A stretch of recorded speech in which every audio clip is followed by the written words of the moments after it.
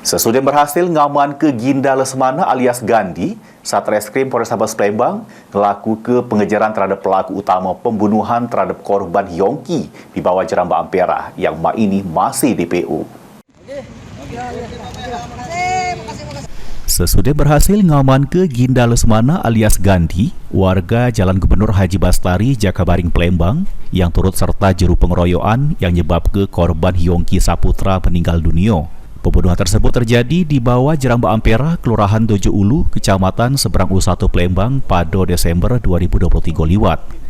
Menurut keterangan Kapolrestabes Palembang, Kombes Pol Haryo Sugihartono, pelaku yang diamankan ini cuma terlibat B, namun pelaku utamanya yakni Padli yang ngebaca korban Yongki pakai senjata tajam jenis pisau, singgo sekarat dan meninggal dunia.